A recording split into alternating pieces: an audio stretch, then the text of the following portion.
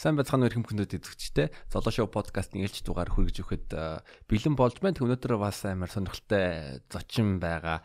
Битээр хамт яг би Германд их сургуулаа төгсөж байхад манай найз маань өнөөдрийн зочин маань анх танилцж байсан. Тэг өнөөдрийн зочноор эрчим хүчний инженерээр Германы Technische Universität Berlin буюу Берлиний шинжлэх ухааны техник их сургуулийг төгссөн.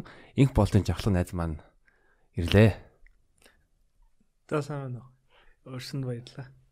За хэд хоногийн өмнө Монгол даяар 10 жилийн хүүхдүүд ингээд Яшээ өгсөн. Тэгээс одоо Яшээ өгчөөд одоо их сургуульд сурах сургуулиудаа ингээд сонгож байгаа. Тэгээс миний найз чаа бас амар сонирхолтой түүхтэй. Ягаад гэвэл 10 жилдээ Хятадд бас цэргийн дэглэмтэй нэг тийм сургууль хэсэг сурж исэн. Тэгээд их сургуулаа бол Германд төгссөн. Тэгээд Хятадд яг энэ хүүхдүүд бас Яшээ өгснийхэн дараа сургуулаа сонгож явах үед бас энэ подкаст бас юм аваасаа гэдэг үүднээс боловсролын тухай анх ярих гэж бодсон. За тэгээд Бээжинд хэдэн жил сурсан бай. Тэгээд тэр Бээжинд яг хамгийн чамд нөлөөлсөн сурсан зүйл ямар байсан бэ? Окей.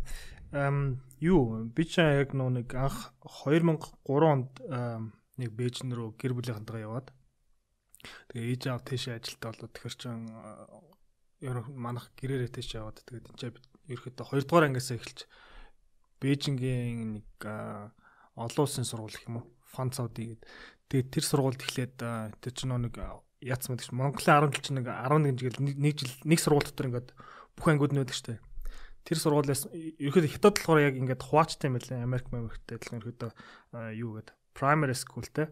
Тэнгүүдэд дараа нь high school энэ төр гэдэг. Тэгээд ерөөхдөө тэр сургуульд 2 дугаар ангиас ороод 6 дугаар анги хүртэл дандаа Хятад хүүхдүүд, дандаа гадаад хүүхдүүдтэй нэг ангид сурсан. Тэгээд ерөөхдөө тэр юугаа бага сургуулаа дуусгачаад нэг юуны одоо ерөөхдөө манай гэрээхний ерөөхдөө анзаарснаар бол ерөөхдөө гадаадуудтай нэг ангид сурах нь Хятадуудтай нэг ангитай сурахаас ерөөхдөө ондоо байдгийг ерөөхдөө ойлгож гисэн байхгүй. Тэгээд яг ялгаа нь юу вэ? Ялгаа нь одоо яг эвтээгнэр тайлбарлах юм бол гадаад хүүхдүүд ингээд мэдээ тэр чи яг одоо юг мөрчмөнтэй айгүй жоохон зөөлхөн те арай ингээд шахахгүй хятадууд ч өөртөөхөө тэр нэг яг 10 жилтэй болохоор нэлээд бүр хооронд нь алцуулдагтай нэлээд чангалдаг байсан байхгүй. Тэгээд ерөөхдөө яг 7 дугаар ангидаа тэр нэг тийм цэргийн хагас цэрэгчлэлтэй тийм дотор өртөө сургуульд ороод тэнцээ яг ялгаанд гарсан. Юу байсан бэхээр ерөөхдөө өглөө бид нар чинь дотор өрөндөө 5-г авсгачоод тэгээд ордероо яг нэг цэрэг шиг хурааж унагтал те. Тэгээд өглөө цайнд орохоос өмнө ингээд тэр гүйлтийн талбай тойроод гүүгээд үүлзэнгүү. Тэгээд харж байхад ерөөхдөө яг хятадуудыг бүр ингээд яг тэгж бэлдээд байгаа байхгүй.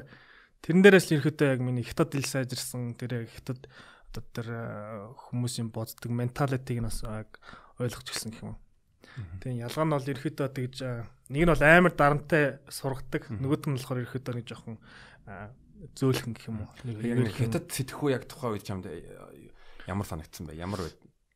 Хятад сэтгэхүй гэх юм бол одоо надад бол одоо ингээ харангууд ч нөхдүүдийг бол нэлээд хооронд нь өрсөлдүүлдэг. Тэгээд одоо тухайн үед л авдаг нэг хятад ч нэг айлд нэг хүүхэд бодлоготойсэн. Тэгэхээр чи ерөөдөө хүүхдүүдэд ерөөдөө хүн болгон л хүүхдүүдэд ингээл бүр сайнэр өнцтгүүлэх гээл те. Тэгэхээр чи нэг амар тийм хийсүр ингээд дарамт орчдөг гэх юм уу. Тэгэл тэр яг хүүхдүүдийн ингээл яриа мэрэн сонсох ч одоо жишээлбэл нэг нь одоо нэг айлд нэг хүүхэдтэй байх хэвээр одоо ахтай те. Тэр ах нь жишээлбэл хуулиар бол ах нь биш. Тэгтээ бол махан биологи талаас бол ах нь. Тэгээд тэр одоо манай ангид нэг тийм хүүхдтэйс аахгүй. Ах 2 ордогдсон. Тэгтээ 2 өөр нэртэй. Яг тэгэхээр ирэхэд ингээ хууль тойрцсон нөхдөд байгаа байхгүй. Тэгээд тэр үеийн харангуйч надад ингээ амар толгоо ийм байд юм гэдээ ойлгож байгаа юм чи. Тэр бол надад ингээ яг цаанаас нийгмээс ингээ бүр ингээ дарамт өгдөг гэдгийг бол яг тэнцэл ойлгож байна. Тэгэнгүүт нь Хятадаас хэсэг хугацаанд Германд сурахаас өмнө Монголд ирэхэд тэгээд Монголд ерөөхдөө 2008 онд бид нар яг Олимп Хятад болдог жил бид нар Монголд хурж ирээд тэгээд энэ Хятад сургууль сурж агаад Тэгээд конкурстад тухайд яг одооний хүмүүстэй адилхан одоо шүтист орохгүй л. Тэгээд ерөөхдөө бол 10 жилтэй байхдаа л ерөөхдөө гадагшаа явж сурах хэрэгтэй юм байна. Хятад руу бол зоолтой явахгүй. Хашгирсан байгаа шүү дээ. Тэр хагас зэрэгжилтэй тэглэмээс Монголд ирэхэд Монгол сургууль ямар санагдсан бэ? Бүр шаал эсрэгээр бүр мангарт задгаа гэх юм уу. Тэгээд хоорондоо ярьдаг яриа нь өөр, ярьдаг онгоо нь өөр. Тэгэхээр чи би ингээд эхлээд энэ чинь эхний жилд бол нэлээд 9 дугаар ангидаа үржчихэд эхний жилд бол нэлээд ингээд яг хөлөө олохгүй те ингээд явж байгаад тэгээ ерөөдөө дотроо тэгэл ойлгол эхэлж байгаа юм чаа. Окей. Ийм юм дээр миний үеийнх инээд юм байна. Тэ ийм юм дээр инээж болдгоо юм байна. Тэрийг ингээд яг Монголд төрчээр яг ойлгосон. Тэгэл ерөөдөө тэн конкурс шүтист ороод шүтисийн эрчим хүчний инженерийн сургууль гэдэгт нь ороод тэгээд тухайд нэг Герман руу явж байгаа оюутнуудыг Монголдо заавал хүлээн зөвшөөрсөн итгэмжлэгдсэн сургуульд 1 жил сурцсан байх хэрэгтэй гэдэг зорилготой. Тийм шалгуур тавьдаг гэсэн. Тэнгүүд нь тэрийг яг зорилгоо болгоод 1 жил яг Монголд ороод сураад тэгээд яг байжсэн чинь яг дуусаад байжсэн чинь элчингээс герман элчингээс яг хичээлийн дундор залгаад мангар хүнд хичээл. Окей, виз чинь гарчлаа гэсэн. Тэгээ фак гэл тэгэл гараа явчих юм чи. Дахиад диштэс ахаад сурахгүй тэгэл айгүй гоё юутай явсан. Тэгээд Германд 2013 онд очоод тэгэл их сургууль руу орох бэлтгэлд орсон доо. Тэ. Тэгээ 2014 онд танилцсан билээ. Тэ 2014 онд хоёулаа танилцсан. Тэ. Ингээд Монголын боловсролын системд одоо оролцож байсан, Хятадын боловсролын системд оролцож байсан. Тэгэнгүүт нь Германд их сургуулиуд юугаа инженерээр төгссөн одоо бас давхар мастера хийж байгаа. Германы боловсролын системийн онцлог нь чамд одоо ямар санагдаж байна? Тэгэхээр хүмүүст бас Германыг сонирхож байгаа бол зөвлөхгүй юу тэр талаар юу гэж бодож байна? Окей. Нэгдүгээрт бол надаа яг их сургуульд нь ороход бол нэлээд юутай гадаад оюутнууд нэлээд төвөгтэй юм санагдсан. Нэгдүгээрт яг тэгэхээр бид нар ч нэг намайг тухайн үед л авдаг нэг явхад элчин дээр нэг шалгалт аваад дээрэс нь тийм элчин дээр нэг шалгалт тэрийг одоо авахаа болсон гэсэн APS гэдэг нэг шалгалт өгдөгсөн гэсэн. Тэгээд тэгээ очсныхан дараа нь би 1 жил их сургуульд би энэ төгсчөөд явж байгаа штэ. 1 жил тэнгууд очиод намайг коллеж дахиад 1 жил сурвалсан. Яасан бэ гэхээр ерөөдөө Германы боловсрал 13 жил тий theoretically юм уу. Тэгээд манайх ч болохоор 11 жил байсан тухайд тэгэхээр чин дунд нь байгаа нь 2 жилийг ерөөдөө нөхдүүд яахгүй төлөмжшөрөхгүй чи дахиад 1 жил сургаад тэгээд ерөөдөө коллежд ингэж яваад ингээд би чи өөрийгөө их сургуульд орохын тулд 2 жил өөрийгөө бэлдсэн байгаа байхгүй. Тэгээд тийшээ чинь яг их сургууль яг ороход чинь бас тодорхой квоттой те. Одоо Германд бол numerus clausus гэдэг. Гэхдээ яг тэрнээс орохоос өмнө яг нэг коллежд ороход чинь бас нэг юм юу вэ? Шалгуур байна. Тэдэн хүүхдэлд энэ жил коллежд авнаа. Тэгээд коллежийн дараа нь тэдэн хүүхдэл одоо яг орж ирнэ. Яг тэрнээс ч яг нэг NC-тэй, NC-гүйгээд мэрэгчлээ те. Тэгэл яг хэрвээ ерөөхдөө коллежд орчих юм бол ерөөхдөө гайгүй мэл. Коллежд орохоос бол өмнө бол бүх гадаадууд л өрсөлдөж байгаа юм чи. Тэрнээс тэнцээш ингээл айгүй мундаг гадаад оюутнууд орж иж байгаа байхгүй юу. Одоо энтхэгүүд те амар мэрэлтэй Хятадууд, Вьетнамууд, Украинууд энэ төр гэдэг. Тэд нар чинь бол манайс удах юм бол ерөөхдөө ингээд нилээн бас ингээд суур сайт орж ирдэг. Манай ч одоо жишээл математик нь одоо ингээд заалаа гэхэд амар сонирхгүй дээ. Яг тэгэхээр одоо 10 жилд ингээл тэр чинь ингээд нэг юм систем байхгүй. Тэгээ нэг багш нар өөрсдийнхөө орж ирээд одоо жишээлбэл одоо манай ангид л Монгол тогт манай сургуульд л одоо жишээлбэл англи хэл зааж нэгэд нэг семестр дор хаяж 2 багш мах солилдогддог гэсэн тий. Багш нь ингээд өөр ном авчир заана. Тэгээ цаанаас нэм үндсэн бодлохгүй гэх юм уу. Одоо тэрнтэй адилхан математик ч гэсэн математикийн ерөнхийдөө эн чинь ингээд нэг суур ингээд явж байгаа шүү дээ. Одоо линеар алгебра 1 2 3 4 явж байгаа шүү. Тэгсэн чинь манай ч зүгээр ингээд эн тэндээс нь түүгээд ингээд эвлүүлсэн маягаар яг тэрийг би очиад яг ойлгосон байхгүй яг герман хүмүүс шүү дээ ингээд бүр тэр яг өөртөөхөө 10 жилээ дуусаад орж ирэнгүүт чинь яг нэг юмнууд нь яг бүр бэлэн болцсон. Тэр чинь яг ингээд өөртөө яг шатаараа дэмжиад их сургууль руу орсон нөхдүүд чинь нэг их сургууль зааж байгаа математикийг ойлгоод байгаа байхгүй юу? Яг энэ чинь их сургууль 10 жилдээ заасан юм ба шүү тэгээд. Тэгээд тэрэндээ ингээд гүнзгүүрэл ингээд гоё яваад байгаа. Мань мэд чинь болохоор ингээд Монголд ингээд нэгдүгээрт хэлнэ өөр, хоёрдугаарт ингээд энэ тэндээс нь түүгээ заасан. Тэнгүү чинь тэр чинь ойлгохгүй байгаа юм чи тэр систем яагаад ингэж байгаа юм те? Яг тэр цаад утгах нь яагаад ингэж тайлбарлаад байгаа? Энэ ямар яг дүнгийн нь бол гаргаад байгаа. Тэрнээс шил яг тэр үндсэн тэр бодлого яг тэр учрыг нь бол цаад утгах нь ойлгох гэж айгу хүндрэлтэйсэн гэх юм уу. Тэг яг инженерээр сургаар чинь тэр чинь 4-5 математик үзэж чадаар байж. Тэгжиж яг үндсэн хичээл рүү орно те. Тэр нь бол яг анзаарчсан нэг герман хүмүүс яг айгу бэлтгэл сайн орж ирд юм байлаа. Бүгдээрээ мэдээж биш л те. Тэгэхээр сайнууд нь бол яг тэгээд яг тэг бэлдэгдсэн орж ирд юм бэл. Тэгээ шүтээст нэг жил сурж байхад герман оюутнууд ер нь монгол оюутнаас ингээд дунджаар аваад өгөх юм бол сэтгүүний хувьд ер нь ялгаа ямар байна?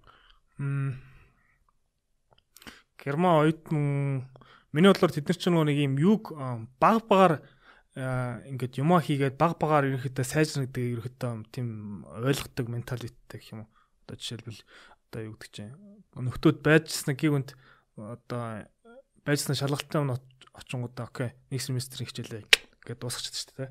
Монголд надаа яг тийг санагдсан. Эсвэл нэг медаль ингээд багшийн одоо үгүй цаанаас нь авч одоо тэр жишээлбэл дүнгийн окей ингэж ярил л да одоо шүтээс намайг ингээд дүнгээ гаргах те математик 1 гэдэг хичээл дээр дүнгээ гаргахын тулд би ингээд нэг семестр 70 оноо ч л бол одоо ингээд эрс мэрцээр авдаг гэсэн заяа. Тэгээ 30% нь болохоор яг шалгалтаар гэх юм уу. Тэгэхээр чи одоо хэрвээ би тэрийг зүгээр тэнцгэж орсон бол би зүгээр сайн явж байгаа л тэ багш магш байгаа гэдэг нэг найрж марж байгаа тэ. Тухайд яг үнийг хэлэхэд найрдаг л байсан мэл. Тэгээд ороод тэгээд ерөөхдөө Монголоо шүтээс дүнгээ гаргаж байгаа байхгүй. Германч болохоор яг тийм эртсний дүн гэж надад л байгаагүй. Окей чи сурахгүй тэ. Тэгээд чи ингэж явж байгаад чи семестрээс тэр 100% шалгалтыг давж чадах юм бол окей чи чадчихна те. Чадахгүй бол чи тэгээд чадахгүй шүү дээ. Ахаал сурна шүү дээ.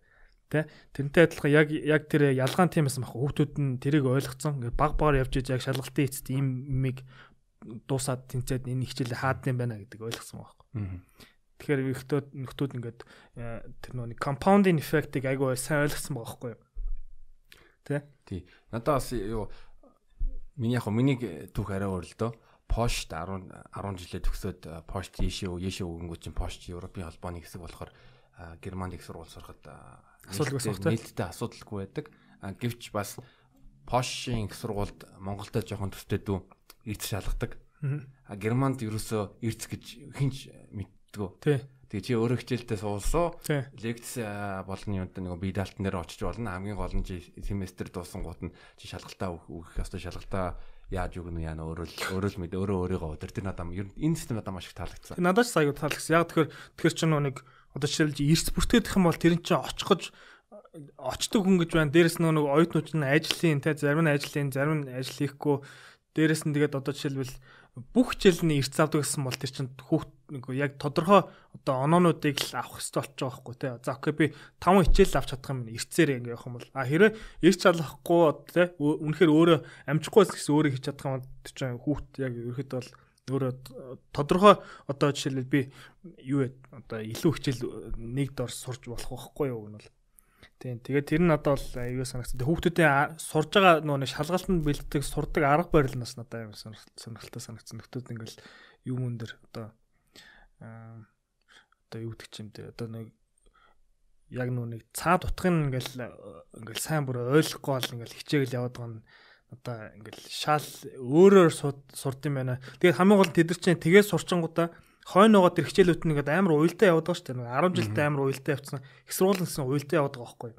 Тэгэхээр юу гэсэн өгөхөр ерөөхдөө нөхдүүд аюу тийм нэг хичээлээ бүр сайн сурчаад дараагийн хичээлүүд нь ч гэсэн ерөөхдөө амар тодорхой болоод эхэлт юм л. Тэр надаа айгу тийм авууштай зан юм шиг санагдсан. Юм ингээд яг үнэхээр яг сормоол яг хийсэн шиг хийгээтэй. Хийхгүй бол яг үнэхээр хийхгүй. Тэгээд явсан надад л өөр гэсэн ерөөхдөө сүулдэ яг тийм болт юм байлаа. Сурах арга барил нь.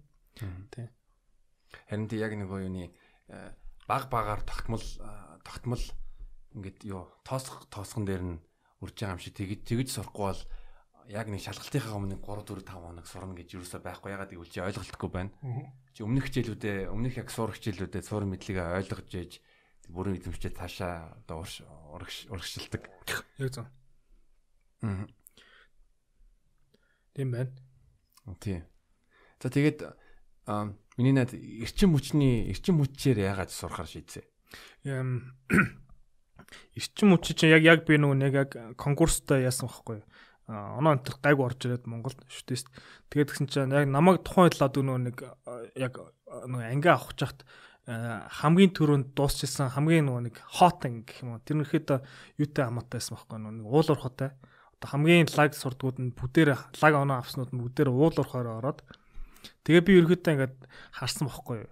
Ерөөхдөө за окей ингээд уул уурхач нь тодорхой хэмжээнд тэгээд явж байгаад ерөөхдөө дуусна тийм ээ. Тэгээ яг бидний насанд дуусах юм гэхэд ерөөхдөө бол дуусах хэрэгтэй. Тэгээд дээрэс нь ч нэг амар их айгүй олон хүмүүс яагаадсан яг үнийг хэлэхэд надад тухайд ангид таараач лавдаг миний сонирхлыг татаагүй. Уул уурхай инженер гэхээр тэгээд ерөөхдөө тэгэл гэрээсээ хол явчихдаг те. Тэгээд надад л толгоонд л буугаагүй юм.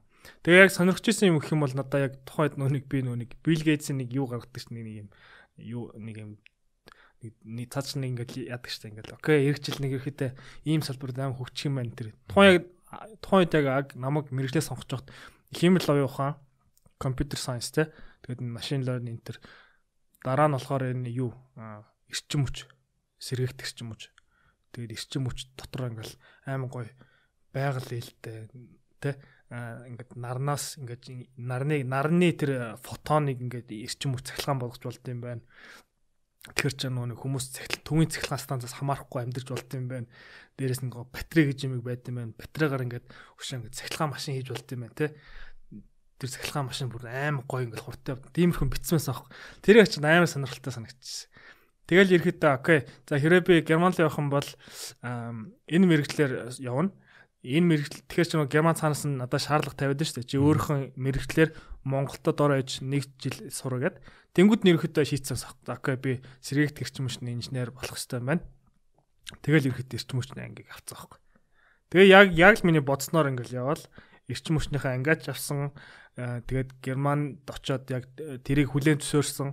Тэгэл ирэхэд намайг яг коллежид дуусангууд ахаад надад боломж гарч ирээ те. Цахилгааны инженер байна. Электроник инженер байна. Яг эсвэл юм хими инженер талдаа тэгээд тэрэн дээрээ суйрлуулад сэргээгт эрчим хүчийг сурж болт юм байна. Энэ дээр нэг юм хэлчих. Яг одоо жишээлбэл одоо Германд бол Монголд ингэжсэн. Намайг 2012 онд яг эрчим хүчний ангид орж исэн чинь сэргээгт эрчим хүчний анги гэж шууд бакалаврд ороод ирсэн юм байна. Германд яажсэн бэ гэхээр ихэдээ эхлээд сэргээгт эрчим хүчийг сурахын тулд бакалаврда хими инженерийг сурах хэрэгтэй юм байна. Тэрний үгсөө гэхээр чи ерөөхдөө энэ хими инженер чинь дотроо олон янз ч гэсэн миний одоо мэрэгчлэр цаашгаа явах юм бол дор ээж энэ бодисын ингээд цаашгаа ингээд нас шаа дулаан мулаан те гаргадаг тодорхой хэмжээний термодинамик буюу одоо дулаан судлалыг агүй сайн судалсан ойлгодог хүн сэргээгт инженер болдго юм байна гэх тийм юу гаргацсан байхгүй одоо шаардлага. Тэгээд ерөөхдөө бакалаврда тийм хими инженерээр яг сурсан. Тэгэхэд яг тэр нь яг зөв байсан юм байлээ. Тэгэхгүй Монголд хэрэг би сурсан байсан бол шууд сэргээгтийн анги руу ороод тэгээд дулаан энтерг ойлгохгүй байсан байхгүй юу. Тэгэхээр тэр нь болохоор яг бид нар яг төрөний хэлээд байхдаа адилхан нөхдүүд ингээд энэ ч очихын тулд ингээд энэ шатад ингээд тавиад байгаа байхгүй юу. Манайд болохоор яг эсрэгээр шууд нэг том шатмаа шууд сэргээгтийн инженер болох. Тэгээд тэр нь болохоор яг л манайхан яг тэр нэг жоохон алдаатай юм шиг санагдсан шүү дээ. Тэ.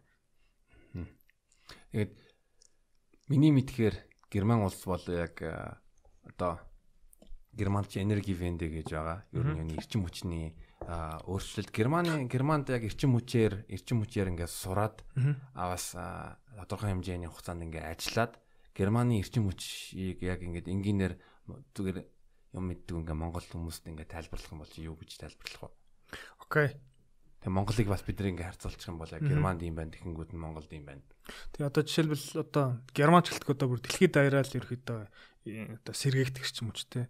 Тэгээд яг энэ яагаад ийшээ яагаад ганц асуудал нь болохоор одоо ерөөхдөө бол энэ агарын бохирдол агарын бохирдол дээрээс нь энэ одоо энэ хүлэмжийн хий гэж байгаа шүү дээ. Greenhouse gas.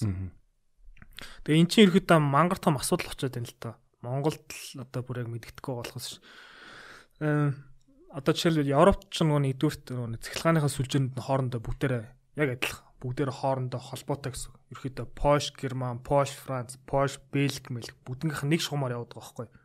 Тэгэхээр юу гэсэн үг гэхээр одоо жишээлбэл би Германд ингээд салхин сэнс ингээд зоогоод те. Тэр нь одоо жишээл хэрвээ Германд авахгүй бол шууд цаашаа дараачийн улстай ингээд хоорондоо 8 ачдаг байхгүй. Окей. Манайд ийм их одоо 10 энерги энэ чи авах уу гэд. Тэгээ маа ингээд секундын дотор ингээд явчихдаг. Тэгээд энэ болохоор энэ бүр дээр байсан ингээд ерөөхдөө ингээд дизайн хийсэн бэл. Европын холбоо гэж Европын Union те. Энэ одоо ингээд ерөөхдөө яг энэ цахилгааны сүлжээн яг хоорондоо ингэх нь эднэрт өөрсдөө нь ашигтай байна гэдээ ойлгоцсон байгаа байхгүй. Тэгээд одоо ямар асуудал гарч ирэх вэ ерөөхдөө Европч за Герман л гэхэд одоо жишээлбэл Оросоос айгүйх байгалийн хийгээд татдаг те. Юу саяхан Nord Stream 2-ыг гүйцээгээд дуусгасан. Тий. Тэгээ одоо дараа нь ихэр Nord Stream 3 мөр тий. Тэд нэр ерөөхдөө ингээд яриад явж байгаа нь юу нэгдүгээрт Герман ч өөрөө нөгөө юуг байгалийн баялаггүй Монгол шиг биш. Тэгэхээр ч нөхдүүд ерөөхдөө импортоос айгүй хамааралтай болж байгаа байхгүй. Тэгэхээр ч ерөөхдөө бол за тэр нэг асуудал. Хоёрдугаар нь болохоор яг тэр агарын бохирдол үнэхээр амар асуудал болоод байгаа байхгүй. Тэхийн тулд нөхдүүд ерөөхдөө окей сэргээгт гэрчмөс рүү орох хэрэгтэй байна гэд бүгдээрээ ойлгоцсон. Тэгэхээр энэ дээр нэг жижигхэн түүх ярих юм бол одоо нарны панелтэй одоо чи нарнаас авч байгаа тэр гэрлийг ерөөхдөө цахилгаан болгож байгаа хувиргаж байгаа тэр технологиг анх яг Америкууд гаргаад хятадууд хямдхан болгоод германууд яг ингээд яг шахаж эхэлсэн байхгүй. Энийг заавал хийх бүр хууль гаргатай. Одоо жишээлбэл эх жилээс 2022 оноос Германд баригдаж байгаа байшингууд бүгдээрээ заавал нарны панел юм уу эсвэл сэргээгт гэрчим учраас эрчим хүчээ татах ёстой гэсэн хууль гарсан. Тэгэхээр чи ерөөдөө цаанаас нь тэр ингээд бүр ингээд шахаад байгаа байхгүй. Дээрээс нь одоо энэ хүлэмжийн хийг гаргаж одоо CO2 гаргаж байгаа те. Одоо юунд дэш станцууд дэш те. Нүүрсэн станц одоо байгалийн хийн станц эсвэл бүр цөмийн станц те. Эдрийг мангар өндөр нэг CO2 татвар эмисэн. Тэ. Одоо юу нүүрс хүчлийн татвар гэж оногдуулаад байгаа байхгүй. Тэгэхээр чинь ерөөхдөө юу гэсэн үг гэхээр тэр чинь ингээд айгүйх дарамтлаад байгаа байхгүй тэр нүүрс гаргаж байгаа нөхдүүдийг ингээд маа. Тэнгүүд нь тэд нар чинь тэгэхээр чинь нөхдүүд чинь ерөөхдөө ингээд ер нь баг багаар ерөөхдөө одоо тэр ерөөхдөө бол зогсно. Энэ бол тодорхой. Харин тэрийг зогсохоос өмнө сэргээгт гэрчмөч бүр улам тултлан шахах хэрэгтэй байхгүй. Энд дээр одоо жишээлбэл амар амархан ингээд юу ярил л да те. Тооцоо ярих юм бол одоо 2050 он гэхэд бүх дэлхий одоо нүүрснээс болоод бүх эрчим хүч цахилгаанаар одоо нар салхинаас одоо гаргадаг те болно гэж бодох юм бол дэлхийн одоо нийтдээ 12 тераватт энерги хэрэгтэй. За энэний хагасыг 6 тераваттын нарнаас 6 тераваттын салхинаас гэх юм бол ерөөхдөө хэрэг талбай болох вэ гэж бодож байгаа байхгүй. Дэлхийг хангахын тулд тэгэх юм бол одоо жишээлбэл нарнаас гаргаж байгаа тэр 6 тераваттыг ерөөхдөө нэг Испаний хэмжээтэй тийм талбай дээр зоож чадах юм бол салхийг нь тэр 6 ширхэг тераваттын салхийг болохоор ерөөхдөө Индонезийн хэмжээтэй юм талбай дээр зоож чадах юм бол шүү дээ тэ дэлхийн бүх эрчим хүчний одоо үүсвэр нь одоо тэр цахилгаанд ч болно гэсэн юм. Тэгэхээр юу гэсэн үг гэхээр дэлхий дээр амар гоё ингээд боломж байгаа даахгүй үнгүү те. Үнгүү зүгээр цаанаас нь нарнаас ингээд ирж байгаа салхинаас ирж байгаа энерги одоо эднээс ирэхдээ хүмүүс бүгдээр ойлгоцсон. Бид нар энийг ашиглах хэрэгтэй байна. Тэгэхгүй бол нэгдүгээрт энэ нүүрс түлж байгаа станцуудаас амар хий гарч ийн. Тэгээд энэ чинь ерөөхдөө ингээд хүмүүсийг баг багаар халаад байна те. Байгаль орн дэлхийг амар хурдан дулаасгаад байна. Экологиг бүр бодоолгоод байна гэд хүмүүс ойлгож байгаа юм. Хоёрдугаарт одоо мөнгө гаргаж байгаа инвесторууд нь бүгдээрээс энийг ойлгоцсон. Яг гэхээр сэргээгдэхийг одоо ингээд сэргээгдэхийн одоо жишээлбэл чи ингээд сэргээгдэх эрчим хүчний 10 мегаваттын станцтай байлаа гэж бодъё заа. Би болохоор ингээд нүүрс түлээд станц гаргаад хоёулаа адилхан цахилгаан гаргаж байгаа. Тэнгүүт чи ерөөхдөө чиний гаргаж байгаа тэр зардал нь одоо levelized cost of energy гэж байгаа байхгүй. Юу гэсэн үг гэхээр одоо чиний гаргаж байгаа одоо 1 мегаватт цагийг гаргахын тулд хэдэн доллар зарцуулах вэ гэд энийг харьцуулж байгаа байхгүй. Нэг юм тоол байгаа байхгүй. Тэгсэн чинь одоо жишээлбэл чинийх амар хурд унаад байгаа байхгүй. Юу гэсэн үг вэ? Чи амар хямдхан цахилгаан гаргаж ирээд би болохоор амар үнэтэйгээр гаргаад байгаа. Яагаад үнэтэй байгаа гэхээр надад нөгөө нэг баахан газруудаас ингэ татвар оноогоо чи айгүйх эмцээ гаргаж штэ. Одоо болохгүй гэдэг. Тэгээд тэгэхээр чи нөгөө нэг одоо мөнгө гаргаж байгаа инвестор чи ерөөхдөө бол нөгөө баг зардалтай ингээд ийм технологиуд айгүйх мөнгө оруулдаг болсон байгаа байхгүй. Яг эсрэгээр одоо цүмийн станц те одоо хөрөн нүүрс тэр ерөөхдөө инвесторууд гэсэн бүгдээр ерөөхдөө ингээд зайгаа бариад эхэлсэн. Тэгэхээр ерөөхдөө бол Германд одоо жишээлбэл одоо 8 миний санаж байгаа 8 ширхэг юу байна? Цүмийн станц байна. Тэднээсээ 2030 оноос бүгдийг хаана. Тэр бол яг тодорхойлцсон. Тэд нэр одоо ганц юм дээр эдэр чин одоо ямар ч дебет явахгүй ганц юм дээр бүгдээрээ санал нийлсэн. Окей унтраяа гэд баг ойлгоцсон. Дараа нь энийг хаасны дараа нь одоо хоёр одоо тэр юу байна? Энийг хаасны дараа одоо тэр газаар ажилладаг тийм станцууд байна. Нүүрсээр ажилладаг станцууд байна. Эдрийг гэсэн баг-багаар унтрана. Эдрийг яг энийг ингээд одоо нөгөө төлөв ингээд бохирдолтой станцуудын доошо буулгаад нөгөө нэг цэвэр станцуудын ерөөхдөө яг зөрүүлээ дээшлүүлээд байгаа байхгүй. Тэгэхээр Европын чиний хэлээд байгаа тэр energy band те energy transition одоо энэ нь бол ерөөхдөө бол одоо би бол эрчим хүчний хувьсэл гэх юм. Хувьсэл яг зөв. Эрчим хүчний хувьсэл нь одоо миний бодлоор бол одоо би бол амар азтай үед инженер болоод бэлтгэж байгаа байхгүй. Яг тэгэхээр энэ моментыг чи ерөөхдөө одоо ерөөхдөө бол амар ховор болдож байгаа. Одоо яг би хувьсэл дээр нь адилхан хувьсалцаад яваад байгаа байхгүй. Тэгэхээр чи ерөөхдөө бол тэрэн дээр ингээд айгүйх юм гоё судалгаанууд гарч иж байна. Айгүйх сонирхолтой технологиуд гарч иж байна. Одоо жишээлбэл окей за сэргийгт ирчмөч хүмүүс хэлнэ шүү дээ. Наад чи ингээд нар байхгүй байх юм бол яах юм бэ? Салхи байхгүй бол яах юм бэ? Ерөөхдөө бол зөв. Тэнгүүн дээр чи эний чи ерөөхдөө энэ доктортой болохынд бол нэгдүгürt хадгалж байгаа энэ системд гарч ин тэ. Одоо жишээлбэл литиум ионы батарей. Одоо цахилгаан машин хэрэглэж болж байна, гар утсан хэрэглэж байна тийм. Эднээс ерөөхдөө бол амар ихээр ингээд судлаад байгаа байхгүй. Тэгэхээр чи энэ судалгаар чинь ерөөхдөө нэг experience curve гэж байна л та. Тэр нөхөр ерөөхдөө аливаа технологи хурдан амар их хүмүүс судлах тусам тэрнийхэн зардал нь ерөөхдөө ингээд буурдаг гэсэн үг байхгүй. Тэгэхээр миний харж байгаа л одоо энэ батарейны технологи, батарейны энэ системд ерөөхдөө ирэх хэдэн жилдээ ч одоо нэлээд их судалгаа явах бах, нэлээд их өндөр түвшилтэй явах бах. Тий. Тэгэхээр тий. Одоо жишээ нэг юуны яг зүгээр нэг миний бодсон жишээг юу гэдэг 15 жилийн өмнө нарны автан ямар үнэтэйсэн бэ? Одоо ямар үнэтэй байгаа вүлээ? Тий. Тэрэн дээр одоо жишээлбэл юм байгаа байхгүй. Яг зөв. Одоо яг нарны тэр нэг хоёр янз байна л та. Нарны тэр энергиг те, нарны тэр яг халуун одоо тэр чинь одоо цахилгаан соронзонд долгион гэж хэлж байгаа байхгүй. Electromagnetic wave. Тэгэхээр тэрний ерөөхдөө яаж яана гэхээр окей би цахилгааны тэр одоо тэр орж байгаа фотоноор нэг бол би цахилгаан шууд гаргаж болж байна. Нөгөөд нь болохоор ерөөхдөө би тэрийг халаагаад тэгээд дундуур нь ийм глюкоз гүйлгүүлээд тэгээд тэрийг ингээд мангар хүчтэй ингээд толиор халаана гэсэн үг байхгүй. Шингэний. Тэгээд халаангууд чинь тэр чинь ингээд хална штэ. Одоо бүр баг хий болж байгаа байхгүй. Тэр нь очиод хийн очингуудад тэр нөгөө нэг паарн дундуур явдаг хүүт усыг зөрж халаагаад чи нэг энергийн солилцоо шууд явангууд бид нар хэрэглээд байгаа паарны дулаан бүр тэгж ирж байгаа байхгүй. Тэр нь болохоор ерөөхдөө бол юу нөгөөдхөө бодох бол харьцангуй амархан систем. Яг тэр зүгээр халаагаал болоо. Тэр нарны фотоноор цахилгаан гаргах нь бол жоохон төвөгтэй. Ягаад тэгэхээр тэр чинь тодорхой хэмжээний тэр нэг одоо юу бүгд ирж байгаа тэр нарнаас ирж байгаа долгионыг цахилгаан болгох чадахгүй. Тодорхой одоо бидний харагдж байгаа тэр одоо цэнхэр, мэнхэр, ногоон, улаан гэд баахан төрлийн юу байгаа шүү дээ. Одоо гэрэл байгаа шүү дээ. Тэрнээс чинь тодорхой хэмжээнд аваад тодорхой хэмжээнд ингээ ойлгоход гараад байгаа байхгүй. Тэгэхээр чинь тэр чинь амар ашигтай байж ерөөхдөө цахилгаан болно гэсэн үг. Тийм. Тэгээд тэрэн дээр одоо юу хэлчихсэн бэхээр тэрийг анх яагаад гаргажсэн бэ те? Тэр нарнаас яагаад ингэж энерги гаргадаг систем болгосон бэхээр ерөөхдөө нөхдүүд хүүтэн дайны үед гаргаад ирсэн. 1970 хэд онцлоо. Тэгээд нөхдүүд нөгөө нэг сансарлуу нөгөө гаргахын тулд сансрын сателлитууд ч нөгөө нэг энерги хэрэгтэй. Тэгэхээр чин тэнцээ чин вакуум орчинд ерөөхдөө цахилгаан гаргах ганц үсвэр нар байгаа байхгүй.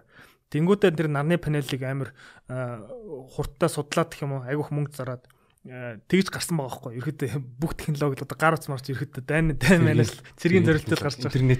Интернет те. Тэрнтэй адилхан ерөөхдөө тэрийг анх тэгж гаргасан. Тэнгүүдээ нөхдөөж ерөөхдөө окей энийг одоо бид нэр хэрэглэн дээр хэрэглэх юм байна. Дэлхий дээр хэрэглэх болох юм байна гэд. Тэгээд нөхдүүд одоо яг ингээ ахаад судлаад ингээ явсан байгаа байхгүй. Тэгээд гэсэн чинь одоо л ерөөхдөө одоо юунтэй ашиг дүүлийн коэффициент буюу efficiency те. Efficiency-г нь ерөөхдөө нөхдүүд нэлээд сайн болгоцсон. За сайн дахитай ерөөхдөө бол одоо 10 энерги аваад тэрнээс нэг 30-40% нь бол максимум одоо цэглэхан болоод байгаа байхгүй. Үлдсэн нь яг ингээд ойгоод буцаад агаарлал ингэж яваад байгаа байхгүй. Тэгэхээр тэрэн дээр айгүйх нэг тэр чинь бол ерөөхдөө миний их ажил биш яг материал судалж байгаа яг тэр бүр жихэн хардкор физик явж байгаа байхгүй. Тэр чинь quantum physics те. Quantum physics тэр чинь ингээд бүр нано төвшөнд харж байгаа. Окей гэрэл ингэж унах юм бол ингэн мингэн те. Тэр миний судалж байгаа юм биш. Миний судалж байгаа хэрэгтэй яг системийн яаж дизайн их үү, яаж одоо инженерчл талаас ах юм уу. Нөгөөдөл нь болохоор яг лабораторид ингээд яг сайн судлаад ингээд яваад байгаа байхгүй. Тийм. Тэгэхээр ерөөхдөө Европт яг тийм болж байна. Тийш айгүйх мөнгө орж байна. Тэргээд дагаад айгүйх инженер тийш бэлтгэгдэж байна юм уу. Тийм.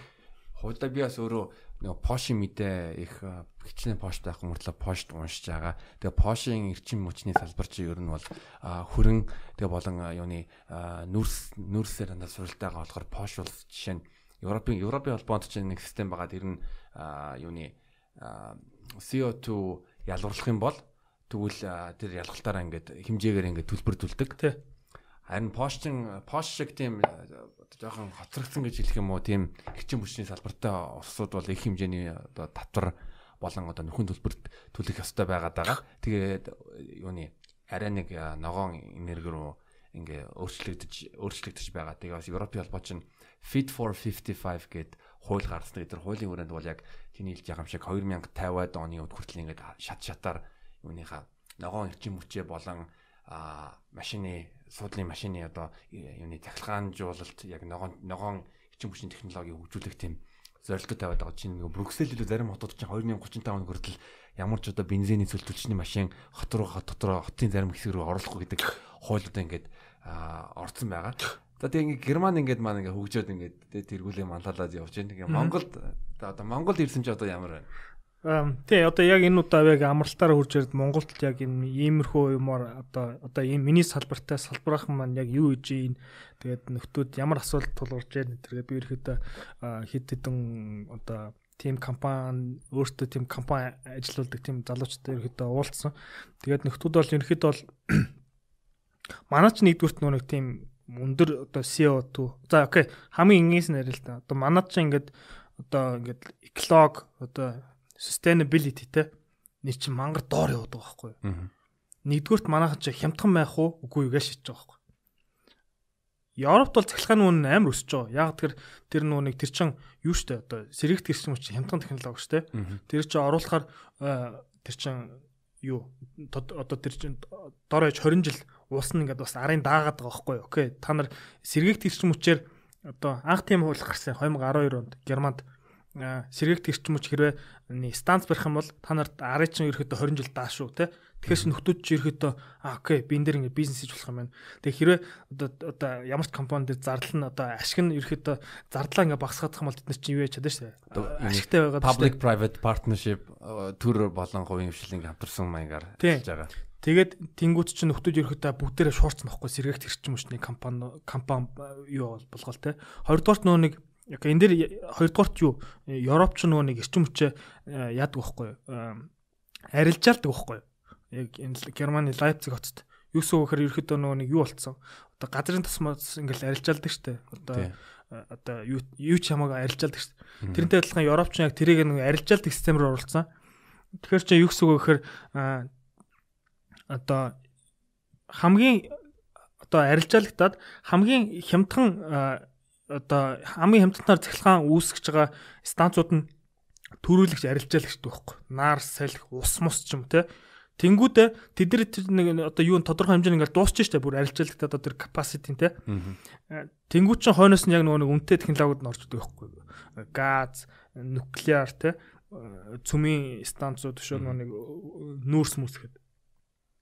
Монгол яаж нэхэр Монгол нэгдүгээр тэр яг тэр ингээд хувийн хөвшил ингээд оролцоод 8-алцаад тэгээ тэрэн дээр тийм тогтолцоо миний бодлоор амар одоо хоорлого юм санагдсан. Дээрэс нь одоо жишээлбэл нэг юм юу яах юм бол тоо хэлэх юм бол одоо Азийн хөгжлийн банкнаас Монголны судалгаа явуулжээ. Тэгсэн чинь тэр нь юу гэсэн бэ гэхээр Монголын одоо ерөөхдөө сэргээгт гэрчим хүчээс потенциалын судлаад энэ улсны газар дээр одоо ерөөхдөө хэр цэцгэлхэн одоо сэхэс одоо сэргээгт гэрчим хүчээс гаргаж болох вэ гэдэг үзсэн чинь ерөөхдөө 2.6 тераватт. Тэгсэн чинь дэлхийг ч хэд гэсэн билээ дэлхийг 12 тераватт. Тийм. Тэгэхээр юу гэсэн үг вэ гэхээр Монгол шүү яг за окей Монголын өөртөөхөн дотоодын одоо хэрэглээ нь хэдэ вэ гэсэн чинь 1.2 2018 онд 1.2 гигаватт. Тэгэхээр чинь харьцуулбал үстэй нэг нь гигаватт манайхан гигаватт потенциал нь бол 2.6 тераватт яваад байгаа байхгүй юу? Юу гэсэн үг гэхээр манайх 100% бүр яг үнэхээр 100% сэргээгт гэрчим хүчээр цахилгааныхаа асуудлаа шийдэж болох байхгүй юу? Пост орнуудын асуудлыг бас давхар шийдэх. Тэр чинь бүр бусдаатгаа бүр хажууд руугаа импортлоод тэгэхэд манайх чи гэрчим сэргээгт гэрчим хүчээр жигэн баян болж болох улс болж байгаа байхгүй юу? Одоо жишээлбэл Норвег чи ерөөхдөө нэг тийм улс байхгүй юу? Норвег чи амар өндөр уултай. Тэгээ уулан дээр нь цас цогтдог өвөл. Тэнгүүд нь тэр уулнаас ингээд 100 болоод цас нь ингээд хайлна штэ. Тэнгүүд нөхдөөд нь тэр хайлсан цасыг нэг уулан дээр ингээд барьж аваад тэнгүүдээ тэнцээ нэг юм том одоо нуур болгож байгаа байхгүй уулны дээр байгаа нуур. Тэнгүүдээ жишээлбэл цахилгаан хэрэгтэй гэх юм бол окей турбаага онгоолгоор гээл усан доош гоожол турбиныг эргүүлээл тэгэл цахилгаан гаргаал тэр чинь мангар гоё байгаа байхгүй. Тэрнтэй адилхан монголчин ингээд яг өмнө говь интерес чинь одоо амар гоё юм нарны панелууд ингээд одоо юу яагаад гаргаад те тех боломж бол яг одоо яг физик талаас бол яг боломж нь байгаад байгаа байхгүй. Миний харж байгаа яг хоёр асуудал байгаад байгаа юм шиг санагдсан. Нэг нь болохоор окей бид нэр ийм потенциалтай байна. Энийг хэрэглэх гэхээр чинь нэгдүгürt нөгөө нэг юу одоо жишээлбэл Европ ч сэргээгт гэрчмөч байсан ч гэсэн одоо тэр чинь хэлбэлзэн штэ. Хэлбэлзээ тэнгууд чинь за окей Германд ингээд амар их одоо нарны станц барьсан чинь гигүнт үүл гараад ирсэн те. Тэнгууд чинь гигүнт нөгөө тэр чинь цахилгаан хэрэгтэй болно штэ. Тэнгууд нөхдүүд нартаа газарсан цахилгаанаа татдаг байхгүй жишээлбэл Испанаас ч юм уу те. Эсвэл өөр газараас ч юм уу. Эсвэл салхитай газараас амар хямдхан газараас нураг интерес ч юм ингээд цахилгаанаа өгчих гээд. Тэгээ худал авчдаг байхгүй. Монголч нь яг тийм холбоонд яг байхгүй бүр амар ганцаархнаа гэх юм уу. Тэгэхээр чи ерөөдөө тийм гоё потенциалтай тэрийг хэрэгжүүллээ гэсэн ерөөдөө тэрийг аваад тэгээд одоо яг сайн хэрэглэхэд айгүй асуудал болж байгаа байхгүй. Ягаад тэгэхээр тэр чинь энэ ч одоо яалаа гэхэд ч одоо үйлдвэрлэлтэй баахан цахилгаан сэргээгт гэрчим хүчнээс үйлдвэрлэхэд үйлдвэр нь авч чадах уугүй юу? Тэр чинь яг ашигтай яг үнэхээр ингээд нийгэмдээ шингээж чадах уугүй амар асуудал болж байгаа байхгүй юу? Тэгэхээр чинь хэрвээ тэр нь асуудалтай болчих юм бол за окей манайхан гэдэг 2.6 тераватт юутай баахан цахилгаан үйлдвэрлэлээ гэсэн чинь Монголд тэр нь ашиглаа тэр цахилгааны тийм их цахилгаан ашиглаж чадахгүй байх юм бол тэр чинь нөгөө нэг тэгэхээр чин тэд сэргээгт гэрчим хүчээ буулгахаас өөр нөгөө салхин турбин эргэжсэн салхин турбинуудаа зогсоогоосоор агуулж байгаа байхгүй. Тэгэхээр чин тэр нь зогсчих юм бол нөгөө хөрөнгө оруулсан инвесторууд нь юу вэ? Би чин та нарт уг нь айгүйх та нараас ч тэр чин эргэж байгаа юм бол тэр үнд ашигтай байгаа шүү дээ. Тэр чин юу вэ? Танах чин ингээд уг нь ийм потенциалт энийг хэрэглэж чадахгүй байна. Тэр чин өөрт нь ерөөхдөө ашиггүй болж тарж байгаа байхгүй. Тэгээд миний сайн үзснээр сайн ингээд уншчаад дээр байсл харигдал байсан л та тэр нэг Азийн супер сүлжээ чи сонсчихсон үгүй. Тэгээд тэр нь болохоор ихэд санаа нь окей Монголын потенциалтай байна. Хятад энтер гэдэг байна та. Тэгэхээр чи ийшиг ингээд ийм сүлжээ болох юм уу одоо оруулж болох юм уугүй юм уу гэд. Тэр нэгэд судалгаатай явж байгаа юм шиг лээ. Тэгээд яг үнэхээр намайг одоо анх их сургуульд ороход л тэрний судалгааг нь уншижсэн. Одоо хүртэл явчлаа. Тэгээд мэдэх одоо яг тэр цаанаас яг юунаас болоод идэгин одоо тэр улс төрийн тэр нэг одоо тэр policy талаасаа те эрчим хүчний бодлого талаасаа тэрийг болгохгүй юм уу яад нэг эгийн голын цахилгаан станц заагаа баригдахгүй юм бэ те намайг анх энэ 2012 онд дулааны цахилгаан станц 5 гэж баригдчихсан хэдэн ч удаа шавын тавьсан байгаа хэдэн ч удаа ламнар очсон байгаа шавын буруу тавьд юм яад тэгэхээр мэдхгүй одоо яг тэр яг миний талаас бол физик талаас одоо техник талаас бол болоод байгаа. Тэнгүүд яг бодлого орж байгаа нөхдүүд нь тэрг цаанаас болохгүй байгаа юм уу эсвэл тэр орсууд нь базаад дит юм уу мэдгүй. Харин юу болоод байгаа. Одоо жишээ нь надад ингэж тайлбарсан байхгүй. Одоо жишээлбэл окей нөхдүүд тэр эгийн голын станцыг загас махсын буруу яцсан эсвэл байгаль гол биш байгаль нуур энэ хортой гэдэг. Тэгээд гэсэн чинь би Германд ч нэг тийм асуусан байхгүй. Бид нэг тийм юу экскурс хийж хагаад Германы нэг ийм юу цахилгаан hydro generation те яг уснаас цахилгаан гаргадаг биш hydrogen. Үгүй зүгээр нь усны дээр нэг урсгалаас цахилгаан гаргадаг тийм станц дээр би очиж үзсэн байхгүй. Усны цахилгаан станц. Тийм. Тэгээд очиод үзсэн чинь нөхд би асуухгүй та нар ингээд одоо те ингээд загас ингээд турбинлээ чи орчдөг юм уу? Тэгээд шатаачдаг юм зүгээр асуусан байхгүй. Тэгсэн чинь тэр чинь бүр айл хизээнэ шийдэх асуудал юм лээ. Дунд нь ингээд тийм шат барьсан заяа загаснууд. Тэгээд тэнгууд нь загас нь одоо тэр турбинаас орхоос нь аль хизээнэ ингээд шатаар нь дамжуулаад өөр нөгөө талдаа гаргахдаг. Тийм систем бүгд байд юм лээ. Тэгэхээр миний бодлоор бол сэргийгдэх ч юм гэдэг чинь бүр хөгжөөд баг ингээд бэлэн болцсон технологи байхгүй юу?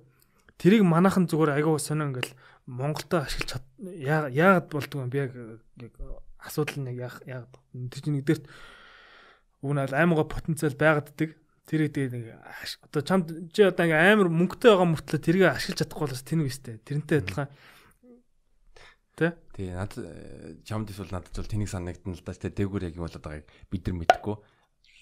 Одоо Монголд ч сүүлийн 1 жилээс юуны дархан уучлаарай Эрдэнтийн үйлдвэрийн ашиг 500 эдэн дээр бүн түгэрэг өржин тэрүүгээр ер нь айл үрэх цахилгааныхаа төлбөрийн улс даана гэд ингээд арталсан. Тэгээд тэр нь яаж байгаа вэ? Чи тэрийг зөв гэж бодож байна уу, буруу гэж бодож байна уу? Би мэдээж буруу гэж бодож байгаа. Гэхдээ энэ улс төртэй ялцгүй холбоотой байгаа Монгол улсад цахилгааны үнэр байдгүй. Монголд уу? Үгүй шүү дээ. Үгүй юу. Монголчин цахилгааны үнэ амар хямдхан шүү дээ. Харин өндөр байдгүй гэж хэлж байна. Цахилгааны өндөр байдгүй.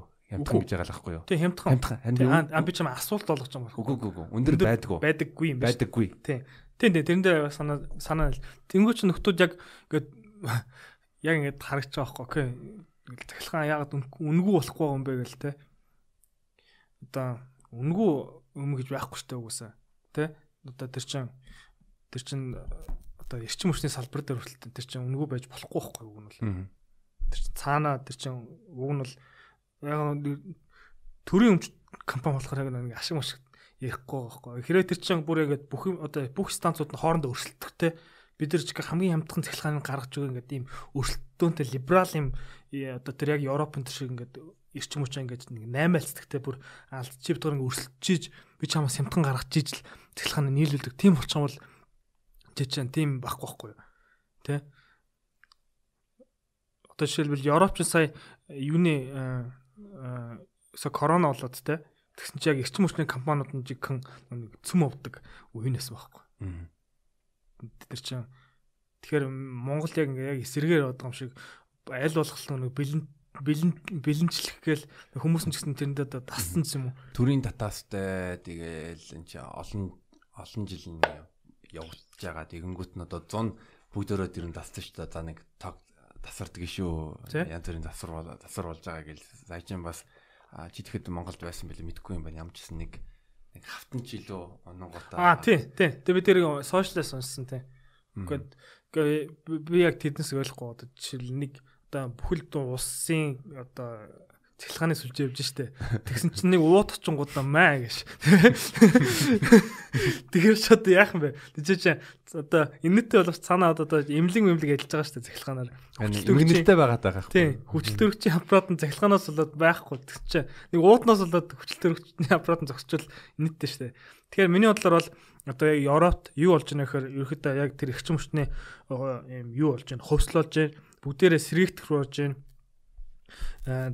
Дээрээс нь одоо жишээлбэл ерөөхдөө ингээд хараад сүүлийн үеийн ингээд технологич амар их тийм одоо нэг салбраас хараат бус одоо жишээлбэл блокчейн ихтэй банкнаас хамааралтай бус болол тэгээд гисэн чи одоо жишээлбэл сэргээгдэх эрчим хүчнийг одоо жишээлбэл окей бид нэр одоо жишээлбэл цахилгаанаа ингээд төвийн станцаас нэг станцаас л одоо ингээд төвлөрсөн байдлаар ингээд татдаг заа. Тэр станц нь байхгүй болчихсон бид нар цахилгаангүй болчихно. Хэрэг жишээлбэл нарны станц нарны одоо айл болгон тэр лагерынхаа байшин дээр болгоо ингээд нарны хураагууртай тэнгуүтэй батарейтай те тэнгуүл хэрэгцээгээ тэрнээс авчдаг. Тэнгуүтэй одоо чи өөрөө хэрэглэхгүй болохон буцаад цахилгаанаас сүлжээ рүү оруулаад буцаад мөнгө авчдаг ч юм уу.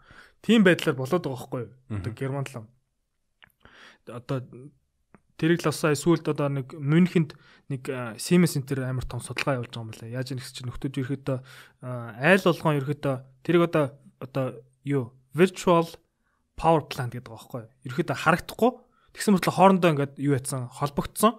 Тэгээ тэр нэг амар ухаалаг юм софтверээр бие бинтгээ ярьдаг гэх юм уу. Одоо жишээл чи ажилдаа ингээд гарчдаг би гэртээ ингээ home office хийжсэн чи танад одоо тэр хөрөмлөгтөд байгаа цахилгааныг би ингээд тэр автомат системээр манад тэгээд манад ингээд гівэнд хүрээд ирдэг ч юм уу. Ийм системэд айгүйх одоо сулагдаад эхэлж байгаа байхгүй юу. Тэгээд тэр нь яг ингээд минь харж ангууд чи ерөөхдөө ирээдүйд гэсэн ерөөхдөө нэг тим болох юм шиг харагдаад байгаа байхгүй юу. Ингээд нэг газар төвлөрсөн биш. Хүн болгон өөртөө гэсэн одоо consumer биш одоо бас producer болоо prosumer болоод байгаа байхгүй юу. Тэ? Тэгэхээр яг манай салбарч гэсэн одоо жишээлбэл блокчейн тэр аюух орж иж л байна л та.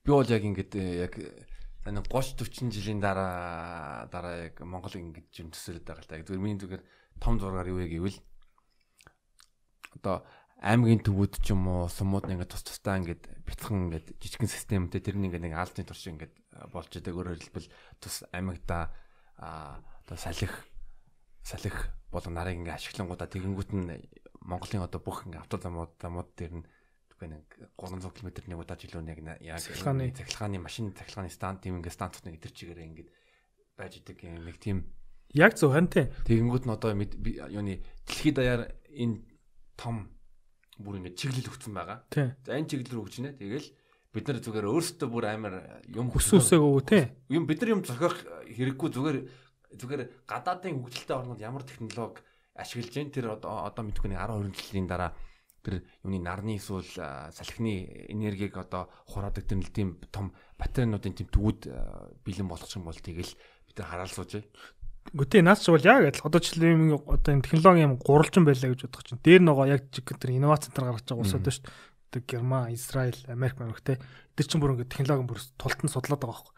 Тэнгүүч яг доотлон тэд нар угаасаа энэ чиглэлийг ингээл аваад явна. Окей, ийм багцтай маань энэ зөв энэ буруу гэл те. Инноваторууд шинжилэл оруулж байгаа тэгэл яг одоо малайлагч нар. Тий. Тэнгүүч доотлолтойгоо мань баснд ерөөхдөө тэднийг дагахаас өөр аргагүй болчих байгаа байхгүй. Яг тэднээс угаасаа хамааралтай амч. Окей, одоо юу гэж чинь ланд 200, ланд 300 Монгол гэдэг зөндөө импорт чорж байгаа шүү дээ. Маагар үнэтэй машин те. Одоо 200 300 сая төгрөгийн машин шүү дээ. За тэгсэн чинь хажуудалтанд бол цахилгаан машин хэд байна гэдэг. Одоо Tesla те. За окей. Tesla одоо юу гэдэг чинь за Model 3 гэдэг харангуут чинь Ниланд 200 за нэг $60,000 байлаа гэж бодох чил цаана ингээд амар тасарсан технологитой Tesla-аар гаргаад ирсэн. Тэр нь дөнгөж одоо хагас үнэ байгаа байхгүй. $30,000 €30,000 мөр оч. Тэгэхээр эднээс одоо ингээд Монголд орж ирнэ штэ. Тэгэхээр чи одоо тэр инфраструктур нь хаана тэр дэд бүтц нь хаана те. За ийм гой машинд ороод ирлээ тгий яах юм. Тэр чи хаан цэнгэлэх юм. Бүгдээрээ Шангрила цэнгэлээж болохгүй үстэй. Болохгүй. Бүгдээрээ KFC-ийн гадаад цэнгэлээж болохгүй шүү дээ. Тэгэхээр миний бодлоор яг чиний хэлдэг шиг тэр машинууд нь угаасаа явдаг тэр батарейгаар явдаг тэр одоо тэр range нь болцсон шүү дээ. 300-аас 500 км явдаг болчихсон шүү дээ. 300-аас 500 км явдаг чи яг л чиний хэлдэг одоо Улаанбаатараас хэдэн сумуудын төв рүү орох зайнууд байгаа байхгүй. Тэгэл окей, хоёул зүгээр ингээ бодъё л та. Цахилгаан цэнэглэгч гаргаж ирэх бензин оруулж ирэхтэй. Бензин чин химийн бодис хаасан Оросоос тээвэрлэгч ирж байгаа. Дээрээс нь тэр чин замдаа муудж гин үгүй юу? Монголд нөхдөд бензинээ хольж мөлдөг. Тэгэхээр чин тэр чин машиныг бол манайхан тэрийг контролж чадахгүй байхгүй яг үүндээ бол. Сайн бензин орж гин муу бензин. Машин эвдэрх юм бол муу бензин эсмэн. Цахилгаан ч бол яг адилхан шүү дээ багш. Цахилгаан ч нэг л электрон авч байгаа шүү дээ. Тэгэхээр ерөөхдөө тэрийг оруулж иж байгаа тэр дэд бүтц нь бензинийхаас мангар амархан байхгүй. Окей. Юу гэдэг чинь Улаанбаатараас би одоо булган ормоор байна. Тэгээд тэр засмал замын хажуулт ингээд нарны панелтэй те доор нь батарей ураадаг. Тэнгүүтээ тэр юу одоо Tesla-гийн супер чаржерд оруулаад тэр. Зүгээр хүмүүс өрхөн орохдоо хоол иддгийнхээ хажуугаар машина пад гэдэг ингээд цэнэглээл тэгэл хоолоо цаг юм уу тэнцээ тий хоолоо идлээ яалаа ингээл тэр оронд машин цэнэглэл тэгэл цаашаа. Тий. За окей. За тэр нь байдгүй махад бүгдээрээ лагерийнхан байшингийнхаа доороод 200-оос цэнгэлсэн ч гэсэн ерөөхдөө бол Монголд төр яваад иж болох байхгүй. Тэгэхээр миний ингээ харж байгаа гот ч Монголд нэг яг ийм одоо жишээлбэл ийм одоо яг юу н дутаад байгаа юм шиг харагдаад байгаа байхгүй. Ингээд ийм одоо ингээд одоо тэр ингээд технологич орж ирэх тойрж байгаа шүү дээ. Үйлдвэрлээд, хэрэглээд, тэгээд зарагтаад дахиад хоёр дахь зах зээлээр ороод тэгээд сүүлдээ recycle болоод тэгээд recycle-аас дахиад ингээд үйлдвэрлэл явж байгаа шүү дээ. Монгол болохоор нөр recycle хийдэг дээр ирээл бодолч байгаа байхгүй. Хог гаргаж ирлээ, хогийн цэгүүд дээр явлаа, тэнгүүдээр recycle байхгүй. Зүгээр бүгдээрээ нэг годомж нь хавж удлаа зүгээр бүгдээрээ маа гэл хашиж байгаа юм шиг. Тэрнтэй адилхан заяа. Баахан прүсүүд орж ирлээ заяа. Баахан прүсүүд орж ирлээ, Монголд орж ирлээ. Recycle хийсэн чинь тэр чи янзлдаг нөхөр байхгүй. Хаана яхан тэр литиум батарейтай машины дотор байгаа эвдэрсэн машинд. Тэгэл ерөнхийдөө бол яг энчээрэл дуусаад байгаа байхгүй. Тэгэхээр чи манайх одоо жишээлбэл ийм гоё ингээд манад ингээ харангуйчин хятад энэ чинь яагаад нэм амар лаг байгаад нэхэр нөхдөө зүгээр өөртөө инновац гарахгүй ихлэ харж байгаа л та. Окей, энэ эдгээр яг ийм игээд гашгүй. Эдгэрийг ингээд дагж явж жангуудаа маа гэдэг өөрөө оролцоод байгаа байхгүй. Тэгэхээр манад эдгээр одоохондоо манайх тэг инновац центр би бол мэдхгүй нэ одоо бүр яг миний салбарт шүү дээ. Зүгээр л тэнцээ гоё бэлэн технологиуд байна шүү дээ. Тэднээсээ ингээд оруулж ирээд яг хамгийн гол нь юм гоё замын ингээд тавиад гэх юм бол болж байгаа байхгүй юу? Тэрэн дээр ч заавал инновац гаргах шаардлага болчиход байна шүү дээ. Тэг бид нарт ямар ч инновац гаргах шаардлага байхгүй. Би бас Монгол ард түмэндээ амар тийм нааштай мэдээ хэлье. Япон улс 2035 онд хүртэл бүх машинууд цахилгаан байх ёстой гэж хэлсэн. Тийм болохоор тэр 2035 оноос Монгол руу орж иж байгаа хуулчин Япон машинууд угаасаа цахилгаан байна. Тэгэхээр ирээдүйн ер нь бол ногоо энергитэй яалч угаасаа холбоотой. Тэгэхээр миний харж байгаа монголчууд нэг одоо жишээлбэл нэг тийм лоббинг групп гэх юм одоо жишээл юу гэдэг чинь Монгол цахилгаан машин хүүтэнд явахгүй штэ байхгүй шүү те. Хаасаа хасах 40-50 градус явж байгаа нэг Канад манад хүртэл Tesla яваад болоод гэх чинь манайхан худлаа яриад байгаа байхгүй. Худлаа яриад байгаа юм эсвэл нэг тийм одоо цахилгаан машиныг яг ойлгохгүй байгаа гэх юм. Угаасаа бүгдээрээ яваад штэ. Одоо Porsche, Daimler те BMW дээр ч бүгдээрээ окей бид нэр одоо болцсон штэ те. Одоо бид нар бол цахилгаан машин л үйлдвэрлэнэ. Манайхан тэрийг ингээд хурдан сэтгээд уг нь бол 3 сая хүн амтай ах чинь зүгээр энэ дээр маа гэл гоё ирүүлээл тэгээд манайхан машинуудаа цахилгаан болох мангар амархан байгаа байхгүй уг нь бол те. Тэгээ 3 сая хүн амт. Гэтэ ингээл би бас хаяа ингээд годомжаар ингээд алхаж явж байхад зам дээр яг нөгөө ногоон юутай дугаартай ногоон дугаартай Nissan Leaf ч юм уу эсвэл нөгөө BYD ч юм уу өөр нэг хятад ч юм уу машин харагдаад байгаа. Тэгэл бас багаар ер нь л 3-5 Tesla бол харагдаад байгаа шүү. Тийм би бас хэд хэдийг харсан. Тэгээд уг нь бол тэд нар ч уг нь ингээд бүр аль хэзээ хэлчихэд шүү дээ. Окей ээшээ явнаа. Манай одоо жоохон тэрийг залуучуудыг уриалахад одоо энэ технологи бас тэрээр хийж байгаа нь залуучуудад одоо ингээ уриална гэх юм бол ерөөхдөө бол эрчим хүчний салбарт бол хийх айгүй гой боломжууд нээгдчихэд байна. Тэрийг Монголоос нэвтрүүлээсээ Монголд Tesla нэгдээсээ өөртөө гэсэн шоурумтай эсвэл зардаг тийм юут болоосаа одоо Сингапурт энэ чинь сайхан л Tesla анхныхаа юугаа яаж чинь. Тэгэхээр ерөнхийдөө манайх тэр юугаа одоо тэр цахилгааны тэр нэг юм тэр инфраструктурын гой ингээ бэлдээд гэх юм бол Tesla энэ орж ирэхээр байгаа байхгүй юу те. Яг тэр цахилгааны сэнэглж болж гин тэгэхээр чи машин явж болно шүү дээ. Тэг яг ингээ тэр талаас нар хамлан боломж байгаа л. Ямарчаас эрчим хүчний салбарын тухай ер нь эрчимтэй подкастууд бол эрчимтэй ярьчихлаа.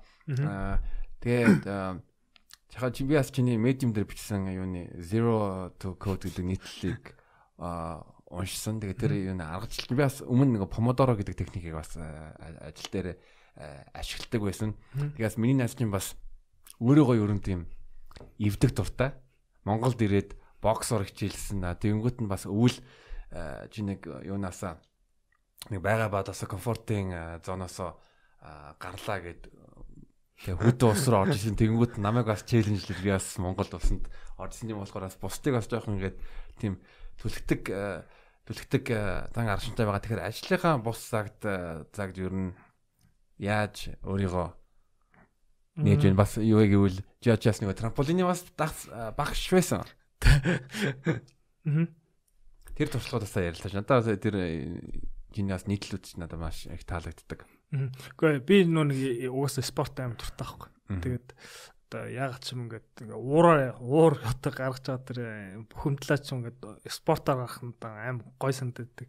Тэгээд дээрэс нь би бас одоо жоохон ингээд өөрийгөө жоохон ингээд янзын жоохон үзмэр санагдаад байхгүй юу. Яг өөрөөсөө амар одоо амар лаг хүмүүстэй одоо боксдаг ч юм уу те. Өөрөөсөө амар илүү одоо тэр трамплин дээр өсөж байгаа хүмүүстэй үзээ те. Тэрнээс чинь ингээд би тэднэр шиг шууд болчихгүй шүү дээ мэдээж ойлгож байна. Зүгээр хамгийн гол нь тэднэртэй ингээд байгаад тахаа бол би ингээд амар хурдан дээш татагтаад байгаа байхгүй юу. Яа одоо тэр би яг юун дээр харсан бэ гэхээр яг би нөгөө нэг анх оюутан болчиход нөгөө нэг код бичих чадахгүй. Тэгээд тэгсэн чи би яг код бичдэг ажил руу орсон байхгүй. Одоо их сургууль дээр. Тэгээд тэгсэн чи ерөөдөө яг тэнцээч яг надаас амар сайн код бичдэг хүмүүс байна те.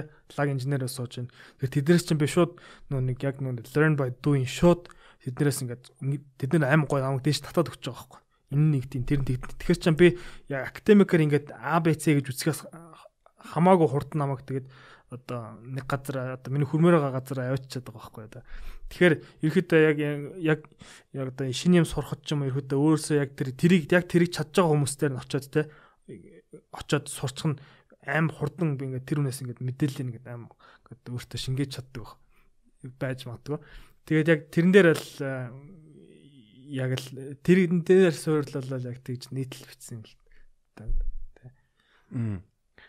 Тэгээд одоо ойлаа анх ийш ярьсан.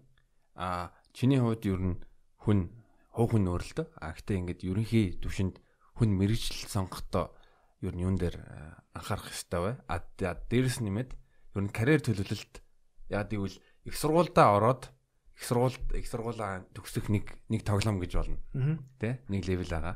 Тэнгүүт нь тэрнийхээ дараа нэг карьер төлөвлөлт гээд бас нэг дараачийн нэг одоо левел next level руу явж байгаа байхгүй. Тэрний талаараас чамтай яриа гэж бодсон. Окей. Энэ дээр хэлэх юм бол одоо жишээл одоо яг ингээд одоо окей. Би одоо энэ жил конкурсч байгаа. Тэгээд яг хаашаа явмаар байна те. Яг юу явах вэ гэхээр миний бодлоор бол тэг нэг ээж аав нь ингээд хамгийн өөрөөт нь шийтгэхээс илүү миний бодлоор өөрөө зүгээр яг үзээд алдсан л хамаагүй шулуухан хамгийн хурдан замны юм бол гэж ойлгосон шүү дээ. Одоо жишээлбэл хүүхдүүд яг ээж аав нэг л амар тийм өгөөж нь шууд яриа л те. Окей чи энэ мэрэглээс ороод дараа нь гिचиг болоод ийм их цалин орж ирэх юм ч юм уу. Одоо ингээм болж илүү гоё харагдах юм. Ингээм бол гоё карьер нөгөө өөртөө хийж чадаагүй тэр нэг комплекстэй хүүхдүүд руугаа шах гад тийм шиг харагдсан. Ялангуяа Аз ч нэг жоохон тийм сонин соёл яваад байдаг шүү дээ. Тэгэхээр тэгхгүйгээр зүгээр яг үнэхээр л яг өөрөө сонирхож байгаа бол нэг үзэл алдаал эсвэл ээж авч за окей би ээж авах үгэнд ороод энэ мэрэгчлэр орлоо. Тэнгүүдээ дотор өөрөө мэдсэн энэ миний юм биш гэдээ ойлгоцсон байгаа шүү дээ. Тэнгүүдээ тэрэн дээр л зүгээр болгоцсон юм санагдсан. Тэгэл яг герман залуучууд малууч яг тэгж байгаа юм чи. Окей би үзээд алтай те.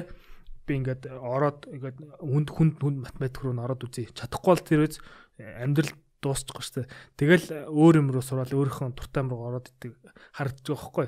Тэгэхээр нөхдүүд ерөөхдөө эхэндээ ингэж алдангуудаа тэд нар чигээд хурдан цаашгаа явахтаа аим хурдан болчих واخгүй. Манайхан ч болохоор ингээд алдаалтай заа гайгуудаа ээж аав ингэсэндээ ингэж явсаар байтал чинь бүр хөгшрөөд наснаад карьерийнхаа яг ингэдэг үе дээр ингээд тэрнээр эргэлцээд байгаа واخгүй. Тэгэхээр миний бодлоор бол зүгээр орж үзэл алдуул дээр дахиад орж үзэл алдуулаар ингээм бол нэг итерашн яваад аим хурд ингээд ойлгох юм санагдаад байгаа واخгүй.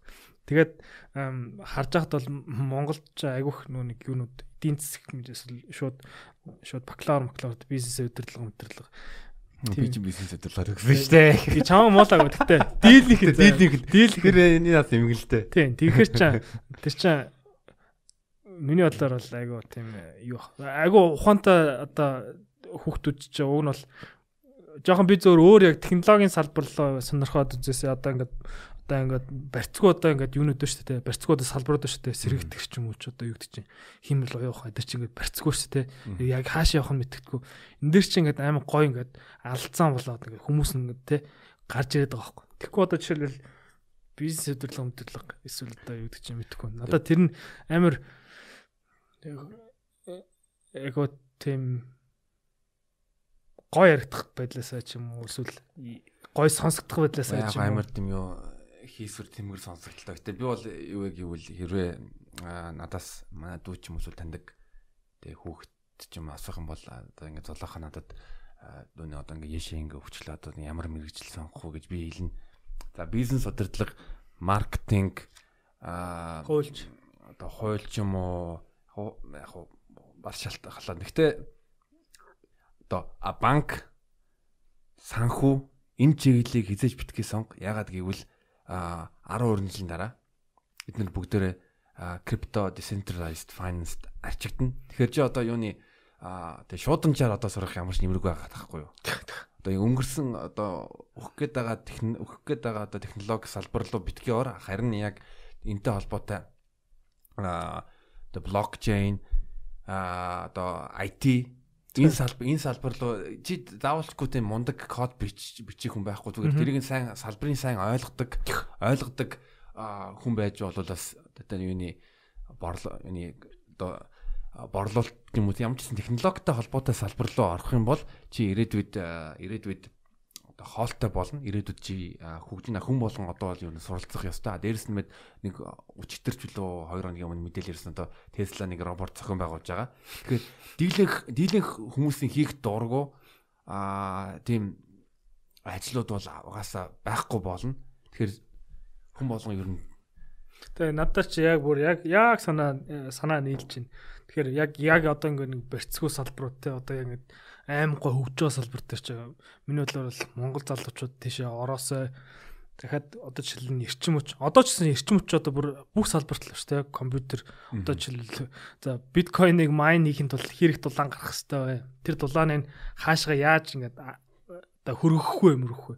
Тэгээ ээшэд чинь ерөөхдөө чинь салшгүй яванда окей энэ дэр ингэж байгаа байхгүй одоо хуучин ч одоо компьютер гэдэг мэрэгчлээ ингээд юу яаж байгаа байхгүй дөнгөж орж ирээд одоо их сургууль зааж байгаад тэгсэн чи одоо манай сургууль одоо шил Европын сургуулиуд юу болж гэсэн чи одоо нэг computational bla bla bla computational physics computational chemistry те computational energy интернет ерөөдөө юу гэсэн үг гэхээр компьютер бол угаасаа бүх салбар руу орж ирнэ.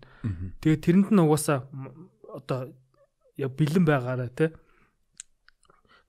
код бичдэг байгаараа эдгээр ч бол бүр яг цаанаас нь тэр чинь бүр яг англи хэлтэй байх хэрэгтэй шүү гэдэгтэй адилхан яг бүр ингээд суур шаардлага болчиход байгаа байхгүй яг инженерээр сурж байгаа хүмүүст бол зоолцтой энэ бол тэгэхээр миний бодлоор бол энэ салбар руу орж одоо жишээл эрчим хүч рүү орлоо гэхэд доор аж хамаас 2 3 өөр одоо юмнууд скиллүүд шаардсан шүү.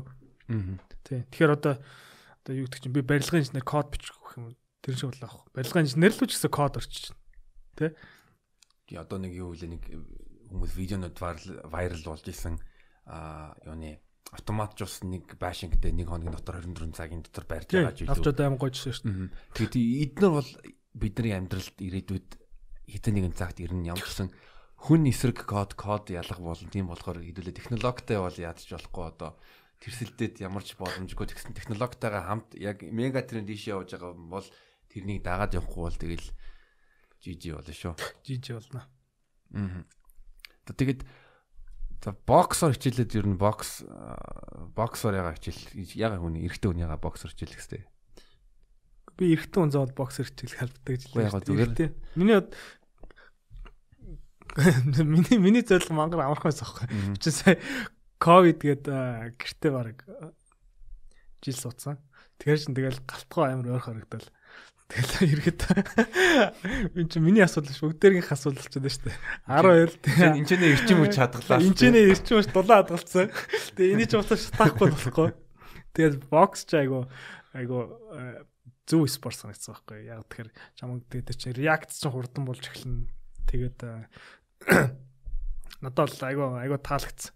Хүн болгон бокс ч бахал бүгд хүн болгон фит байх систем шиг санагдсан. Тэгж ирүүл байна. Дээрээс нь тэгээ жоохон өөрийнхөө мэддгүү спорт руу орж үзье те. Өөр нь жоохон сонирхож үзье. Тэгээд энэ дээр одоо нэг маркетингийн шинжтэй мэх бол манай багш айгу сайн заадаг багш лээ. Шинэ хоёр гээд тэгээд ирэхэд айгу гоё ингээд юм амар юм залуу хүний одоо юм менталитегаар одоо боксыг бэлтгэдэг гэх юм уу. одоо хуучин ч одоо юу гэдэг чи спортын ордлоо оронгууд нэг амар согтуу ингээд мастерууд тий ингээд зөкстэй бас юм зааж байгаа шүү дээ. Манай болохоор яг манай багш болохоор яг юу яаж байгаа байхгүй ингээд тий над чи ингээд юунаас гадна одоо ингээд бокстохоос гадна тэр чинь ингээд цаан тархичин ажиллаад байгаа байхгүй. Тэр тархин дээрээс айгүйх тийм анхаардаг багш үлээ. Тэгээд одоо юу гэдэг чинь ингээд нэг тасгалтаа байн хийлгээд тахгүй. Тэгэл ингээд сойлж ингээд рандом арч гэх юм уу те. Тэгэхээр чи миний бодлоор бол тэр нь арга барил надад айгүйхгүй таалагдсан. Тий. Тэгээд ерөөдөө гол зорилго бол жин асах гэж орсон. Тэгээд яаж болж ах шиг байна. Тэгээд одоо өргөжлүүлнэ гэж боддог шүү дээ. Тэгээд яг төгсгөлийн асуултын үл ингээ Германд ингээд 4-5 жил ингээ амьдарчихлаа. Тэгээд Монголд ингээд нэг 2-3 жил болоод ингээ ирэхэд Монгол залуучуудын сэтгхүү ямар байна чи юу гэж анзаарч бид нар би ч одоо Монголд ингээ суурин байсаар агаад яг одоо тий нийгэмтэйгээ адилхан ингээл цагаа барихгүй заримдаа хоцорч моцрол тийм болсон байгаа. Тэгэнгүүт нь яг ингээд хөндлөнгөөс Монголд ирэнгүүт нь Монгол залуучуудтайгаа уулзахаар чамд ямар сэтгэл төрж ийн яг шүүмжээ өөрийнхөө яг хэлж болно шүү. Одоо би бүгдэн яг тийм гэж хэлэх юм чаашин. Гэхдээ ерөөдөө одоо жишээлбэл тэр залуучуудын бодож байгаа энэ нь бол надад бол ерөөдөө бид нар ч нэг сошиал энэ яагаад нэгдсэн болох шүү дээ. Ерөөдөө одоо үзэж авч байгаа мэдээлэлтэй инпут нь бол энэч Германд ч ерөөдөө яг адилхан байгаа байхгүй. Зарим нь болохоор одоо жишээлбэл айгу надаа ингэж ярьж байгаа байхгүй. Окей би ингээл те амар хэм хийж гин, амар хэм амжуулж гин. Би одоо тэнцээч нэг тогоочиг ажилд оруулаад, энчээч нэг гар ус зураал ингээл амар хэм одоо амар тийм хоосл гэх юм уу. Тэрийг айгу хийж гин. Тэнгүүт ч би ингээд бодож байгаа байхгүй. Окей чи тэгээд хизэн тэгээд яг ингээд өөрийгөө хөгжүүлж байгаа. Өөрийнхөө ингээд төлөө мэдлэгээ ингээд дэвшилж байгаа гэхээр мань хөр хэлэхгүй байгаа байхгүй. Тэгэхээр юу гэсэн вэхээр одоо жишээлбэл яг ийм одоо продуктив те бүтээлч ажил хиймээр байх юм бол тэгж яг нэг бол худлаам шиг санагдсан надад бол одоо Монголд ийст шиг гүгэл те нэгэн дудангуул гарч ирэл одоо юу гэдэг чинь окей гарах уу гээл тэр надаа энэ чинь айгу ингээд яг тэнтэй яг эсрэг байхгүй да. Тэнцээ чи одоо жишээлбэл хүмүүс ингээд одоо яг юм бүтээж ажил хийж байгаа хүмүүс чинь иймэрхүү юмд нэг тийм ач холбогдлохгүй те одоо юу гэдэг чинь ажил хөөцөлтөн мөцөлтөн гэж ярьж байгаа байхгүй амар тийм шал хэрэггүй юм яриад байгаа байхгүй. Тэгэхээр миний бодлоор бүтээж ажил руу орж байгаа бол миний бодлоор бол нэлээд сайн суух бах сандал дээр нэлээд суух бах. Одоо би жишээг нь олчихлоо. Одоо жишээ нэг хорооллоос нэг ойдлцонгоос өмд авах хэрэгтэй заа юу. Ажил дээр ч юм уу одоо даргатаа ч юм уу зүгээр ямар ч гэсэн тэр нь ажил гэж бодсон. Тэгэнгүүт нь одоо юунаас за 13-аас бүхий өргөнөөс ч юм уу хороолог хүртэл ингэ төгжсээр байгаас чи 3-4 цаг болно. Йоо харин тэр чинь ажил биш ахгүй юу? Тий, наад чи ажил биш. Ямар ч бүтээл гарч ирэх байхгүй юу тэр хүнээс те. Тэгээд одоо ч яг инженер хийж байгаа ажлыг би ингээд сонсохоор ерөөдөө бол яг ингээд жоох муухай хэлэх юм бол ерөөдөө халтур хийгээд байгаа байхгүй юу да. Одоо ажил бишиг ажил гэж яриад байгаа. Одоо жишээлбэл тэр чинь ингээд төлөвлөж хийж байгаа шүү дээ. Юм чинь Германд одоо нэг төслий гэж бодъё заа. За хоёлаа нэг код бичиж гэж бодъё заа. Тэгэхээр чин тэр чинь нэгдүгээрт 80 сая хүн амд хийхин тулд тэр чинь амар улс урт хийгээд байгаа байхгүй. Энэ архитектурны юм байх хэвээр дээр нь яхад нэг ингээд те одоо scalable product гэж яг тэрийг хэлээд байгаа байхгүй. Манайхан болохоор зүгээр ингээд те нэг ажилгингүүдээ тэрийг зүгээр хідэн ингээд им код эвлүүлэнгүүтээ тэрийг тэгээ тэр хүн байхгүй болчих юм бол тэгээ дараа нь тэр чинь ойлгох хүн байхгүй шүү дээ. Тэгэхээр чинь ерөөдөө манайх ингээд одоо юм ингээд хийвэл уул сүртэй хийх хэрэгтэй юм шиг санагдаад байгаа байхгүй. Тэ? Бүр ингээд үнэхээр бүр ингээд бодож байгаа, төлөвлөж байгаа. Германчууд, японочууд энэ чинь яагаад тэгж амар ингээд бацтай харанд нэгээд тэ? Тэд нар чинь ингээд ерөөдөө цаана үлдээж байгаа хүндээ ингээд амар гой ингээд бичээд үлдээж байгаа байхгүй. Окей, би эн чинь ийм хийсэн шүү. Манайч болохоор тийм харагдахгүй байхгүй. Зүгээр юм мангар халтурны юм гэдэг юм оруулаа ийцээ. Ямар ч салбар те. Тэгвэл хойно хүнд ажилд үлдээсэн ч байх ч юм уу. Тэр нь бол айгүйх анзаарч л. Одоо жишээлбэл юу мэрч байна. Одоо яг шууд жишээ хэлтээс орж ирэхгүй. Гэтэ ерөөдөө нэг дийлэх залуучууд нь тийм юм ярьж байгаа шиг санагдчихлээ. Тэгэхээр одоо үнэхээр яг оюуны процент одоо оюуны тийм ажил хийж байгаа бол яг үнэхээр яг тийм одоо хаасал бол болохгүй юм шиг санагдсан надад бол. Одоо гэрээд би өнөөдөр гэрээ цэвэрлэх хэвээр тэгэнгүүтээ тэгсэн мөртлөө би квантын физикийн бодлого бодох хэвээр тэр шиг бодлоо байхгүй те. Тэгэхээр чи нэг замыг сонгох хэрэгтэй байхгүй. Нэг бол проект менежмент, нэг бол инженерийн ажил. Юу үнэн байгаахгүй нөгөө 80-20-ын хууль яг чиний нэг зарим хийж байгаа зүйл 20% нь бол 80% нь үр дүн өгдөг. Тэрийг ингэ одоо жишээ нь сая манай нэг найз юу яг нэг хороол юм авч явах. Тэгэнгүүт нь би яадаг гэвэл яачдаг нэг аппликейшн байдаг. Одоо чинь UV app ч юм уу. Тэгэнгүүт нэг юуны хүргэлтийн жолооч тэнцний очоо тэгээд нэг 2-3 цаг түгж ирэхгүй цаахан цаг хэмнээд өөрийнхөө хийж байгаа юм ажил дээр төвлөрөх боломжтой байгаа байхгүй юу? Яг хүн тэр юм ингээд миний хийх ёстой шаардлагагүй ажлууд байна. Харин би яг өөрөө энэ дээр ингээд төвлөрийгээд жоохон бодох юм бол тэгвэл нас бодно шүү дээ. За би ямар ажил яг хийх хэрэгтэй вэ? Яг ямар ажлаа би одоо аутсорсинг хийх боломжтой. Яг тэгж л яг одоо тийм би бас жишээлбэл яг тэгж авахгүй. Окей би машинаар ингээд явах юм бол баг доор аж 2 цаг дүүжирнэ. Би алхаа авчих юм бол тэр чинь зүгээр л 20 минутын л цаг байгаа байхгүй. Тэгэхээр чи ерөөдөө ингээд цагийн менежмент чинь ерөөдөө одоо чиний гаргаж байгаа тэр бүтээлч ажилтаа чинь шууд ингээд хамааралт болж байгаа байхгүй